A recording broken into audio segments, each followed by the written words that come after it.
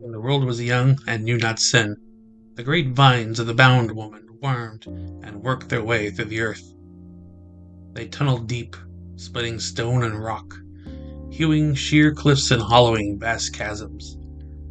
Everywhere her roots and vines spread, they seeded the first life upon the barren rock we call home. Vegetation flourished, green supplanted brown, and color bloomed in sterile plains for the first time. Yet Kelva gave too much of herself, too much of her power. The more her vines wove throughout the creation, the tighter her bond grew. At the heart of the jungle she stood, hands fastened by coils of green, eyes darkened by moss. She could not walk nor wander, she only whispered. Her voice slid through leaf and branch, a warning carried on humid winds. Nothing grows without cost. Nothing moves without loss. Jan slipped away, her cries permeating the very bedrock of creation.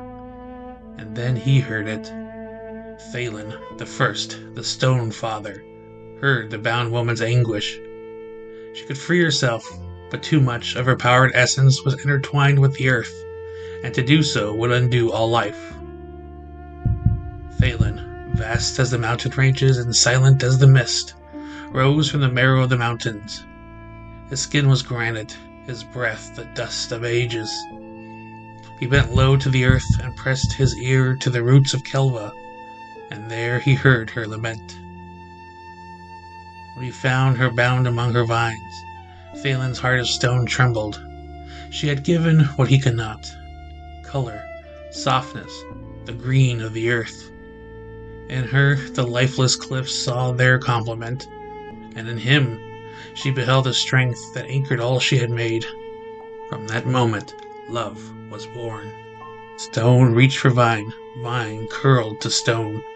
When they touched, creation shuddered. Rivers carved new paths through the land, mountains clothed themselves in forests, and the sky blazed with light. She whispered in the leaves, he thundered in the cliffs, and together they sang the world into order. Yet he could not remain entwined. The weight of Thalen's stones would crush Kelva's delicate vines and flowers, grinding the blossoms she had sown into dust. Her anguish at the thought tore deeper than any chasm, and Thalen, seeing her pain, recoiled as though split by quake. So they parted, though their love was unbroken. She remained bound to root and river. He returned to cliff and cavern. Only where vine clings to stone, or where root splits the mountain, could they touch again. But Kelva's longing could not remain hidden. It coursed through the vines, saturating root and leaf, river and flower. From her yearning the pattern of all creation was set, plants stretching toward the sun as if it were their absent beloved, beasts calling out in the night for one another, and man, their greatest child, destined forever to yearn for his mate. All the world carried the ache of her desire. Yet love itself demands a price. To endure, something had to be given. Thalen tore from his own body a mass of formless clay, and with rough stone hands he sculpted delicate features. When his toil was finished, the heavens glimpsed man for the first time. He lay upon the ground, formed but unmoving. The earth trembled, bearing the golem to Kelva. Upon seeing Thalen's work, she knew her task. Reaching into her very womb, she plucked a seed of life and placed it at the heart of the stone man. Closing his chest, she bent low and breathed upon him, imbuing him with the same life she had poured into the world. For the first time, man opened his eyes and gazed upon his creators. The roots whispered with Thalen's voice. Movement shall exist where once there was none, but no step is free. Every road forward will be paid for in loss. Thus the first toll was spoken. Man rose and walked, yet his steps echoed with the weight of the law. Though his body was strong with Thalen's stone and his heart alive with Kelva's life, within him already stirred the hunger of her yearning. He would seek, he would strive, he would wander, never content, never still. For in his veins pulsed the ache of separation, and in his bones lay the truth of the law that all things must be paid for. Kelva wept, but her tears were sweet, watering the roots of the first trees.